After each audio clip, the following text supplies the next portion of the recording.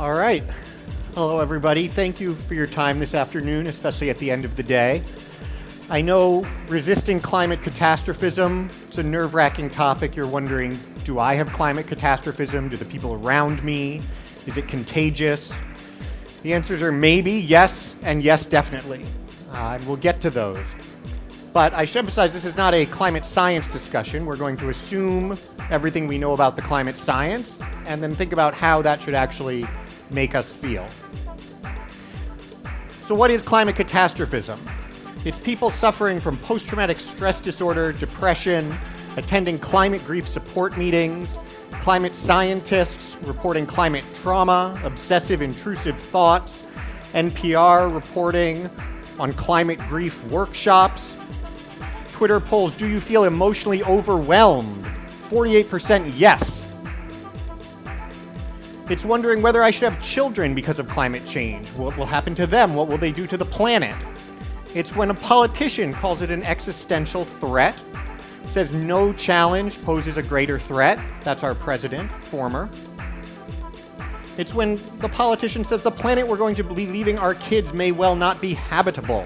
That's our favorite crazy Uncle Bernie. But do you have climate catastrophism? Well, if you're worried the planet might become uninhabitable or ungovernable, if you worry about the existence of the United States or billions dying in poor nations, if you worry 2100 may be hell on earth, then yes, you may be climate catastrophizing. We're talking here about the common psychology that has taken hold among so many people, scientists, activists, politicians, journalists, private citizens, who really do see climate change as a unique threat. And the question is, why do some people see it that way and some people don't? Now, the interesting thing is we actually have a burgeoning field called climate psychology. But it doesn't wonder how to help people who are freaked out. It wonders why people aren't more freaked out. Why we're not acting fast enough. Why aren't people more concerned? Psychological reasons people do not respond more strongly from the American Psychological Association. I think they're completely wrong about what people should be feeling, but the framework that they have created is actually very useful. What they say is that we have cognitive divides. We look at the same facts and we reach very different conclusions. And those happen on a few different dimensions. One is, how do we feel about costs far away? One is, how do we feel about costs that are happening slowly over time? And one is, how do we feel about costs that are really worst case scenarios? So I want to talk about how to think about those things. But let's start with just some facts that we can all agree on, or at least stipulate. The United Nations, IPCC, says that by 2100, temperature increases by 3 or 4 degrees Celsius if we don't do anything. Sea levels rise about 2 feet. That's mostly actually just from water getting warmer, not from things melting. Impacts on ecosystems comparable with the land use changes we already have. That's a big change. It's certainly not something out of our current experience. What's that going to do in the United States? Well, the Obama administration's EPA ran a nice assessment of climate risks. They found one risk that was going to be the majority of all of the costs they considered, costing 57,000 lives, $930 billion per year by 2100. It was air quality. How much particulate matter is in the air? Here's how much progress we've made. 2000 to 2015, it came down. Worst case scenario, climate change happens, we don't do anything about it, it goes back up a little bit. Same with ozone. Major progress in the last 15 years, don't do anything about climate change, might go up a little bit. That's it. That's the majority of all of the costs by 2100 EPA found for the United States. Rest of the world. What's the global impact? The Obama administration also looked at a series of models that tell us what the economic costs might be. This is the highest cost model they considered, called the DICE model by William Nordhaus. Without climate change, global GDP up to $500 trillion by 2100. With climate change. Now you're thinking my clicker didn't work. It did. That's it. 4% difference in the year 2100. Now, how should we feel about that? We could feel like that's an awful lot. It's about $20 trillion in the year 2100 alone. On the other hand, it means it's only postponing our prosperity about 5 years. The world with climate change of 2100 as wealthy as the non-climate change world of 2095. It means we're still 6.5 times wealthier as a world instead of 6.7 times wealthier. It means annualized growth rate over the century down about 0.05%. So that's no larger than any of the other policy issues we consider. Tax policy, education policy, housing policy, any of those things could have an effect of this scale. So why do people feel so differently about these things? Well, one question is, how do you think about costs in the year 2100? This is Dan Schrag, a professor at Harvard, giving a talk on this issue, and he said, why don't people do what's right? Maybe they actually don't value the future as much as some of us do. Well, he's right. He's valuing the future an awful lot more than some other people are, but who's valuing it the right amount? If we're going to be either 6.5 or 6.7 times wealthier, is that really such a massive impact? And remember that that's not an abstract total. That represents an economic capacity to cope with whatever happens. So for instance, our ability to provide things like food and water. India already investing about 1 million irrigation ponds over the next few years to buffer from the monsoon. Should about triple output in the areas where they build them. Now multiply that by 85 more years. Water, Israel proves the desalination era is here. People focus on what the drought has done to Syria. Drought has been exactly as intensive in Israel, and Israel just started producing more water than it can consume. Expand those technologies out 85 years. How will we cope with natural disasters? Well, this is Bangladesh's experience with the 3 strongest cyclones to hit the country. 1970 killed almost 500,000 people. 1991 killed about 100,000. 2007 killed about 4,000. That's not because the storms got weaker. That's because Bangladesh got richer. In general, we know the richer a country gets, the lower a share of GDP natural disasters cost, and the lower the mortality rate from natural disasters is. What about health? Here's mortality rate from communicable disease in the US over the last 100 years. This is exactly the trajectory the developing world is on now. Nigeria, about a century behind us, India, Philippines catching up. Pay special attention to Costa Rica. Costa Rica, in the tropics, much poorer than the United States, has a lower mortality rate from communicable disease than the United States does. Is anywhere in the world going to be worse than Costa Rica in 2100? That would be shockingly unlikely. Now, the mistake that we make is we don't think about adaptation. We just project the world of today and imagine the world of 2100 happening with nothing in between. And this, again, is back to the EPA study. Here's their second biggest cost after tiny changes in air quality. The second biggest cost is heat mortality. Here's the fatality rate in Phoenix in 2000. And they just ran a model, assumed nothing changes, no one does anything to adapt.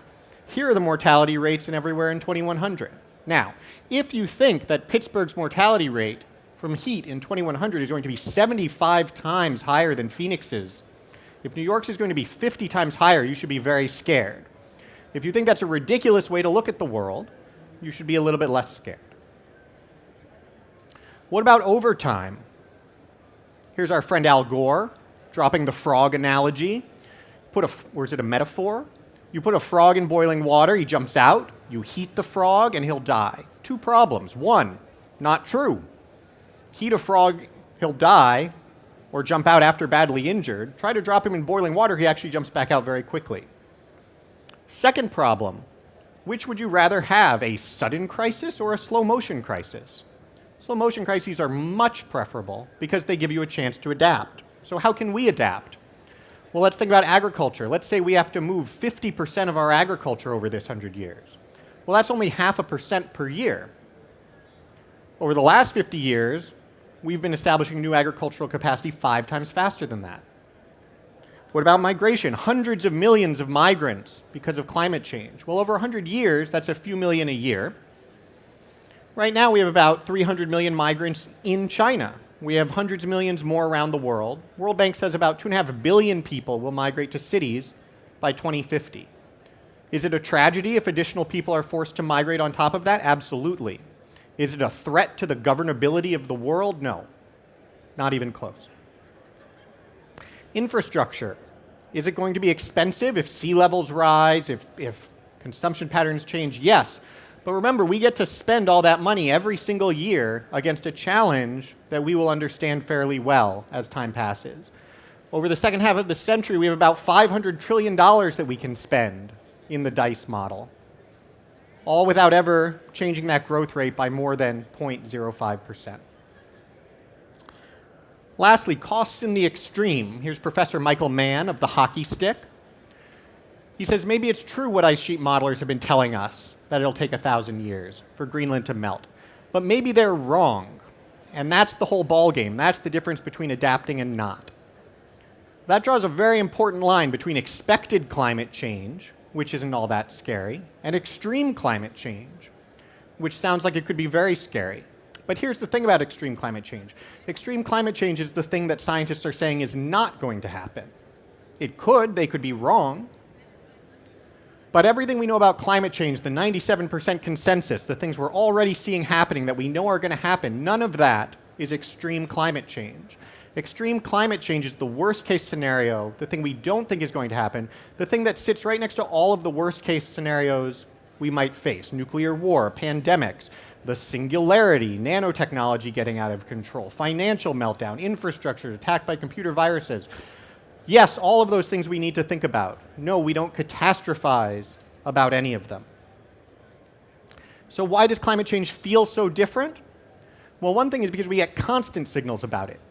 A lot of climate activists will say, well, if you saw what climate change was doing, you'd be a lot more concerned. Well, actually, we're bombarded by stories about what climate change is doing. This is my favorite. Is it okay to enjoy the warm winters of climate change? I like it because the guy is clearly just upset that his girlfriend's taking this picture. But in the Atlantic, we're supposed to believe he's mulling climate change. We get a vicious cycle. The New York Times is starting a climate change vertical to ramp up its coverage to make the most important story even more relevant. Well, that will get people all the more excited. And now Bloomberg has its own vertical too. And I think we also have to acknowledge that there's motivated reasoning. People who are skeptical of climate change, certainly one factor is that they don't like the solutions they hear. But one of the reasons people are excited about climate change is because they do like the solutions they hear. And you can tell because if they don't like the solution, they don't care so much about climate change anymore. Nuclear power, fracking, carbon tax in Washington state, opposed by the Sierra Club and many environmentalists. My favorite group was Fuse Washington.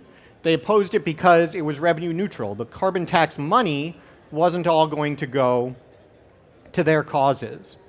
And communities of color were not being listened to enough. I think we should listen to communities of color, but if that is the way you evaluate climate policy, your priorities may be a little bit out of whack. Ultimately, as they noted, global warming is not just an intersection of the most pressing challenges, it represents an opportunity to address their core issues. So what's the problem? Well, it affects a lot of things when we catastrophize. It affects individuals who are upset. It affects society. We invest in technologies, our college campus activism. Everyone is focused on this problem that is not unique and different than others. It affects democratic norms. We shouldn't let Donald Trump become president because of climate. We should prosecute deniers because of climate. We should seize industry and mobilize for a world war because of climate. That's not good for anybody. And it affects public policy. We make bad public policy when we don't appreciate the nature of the challenge.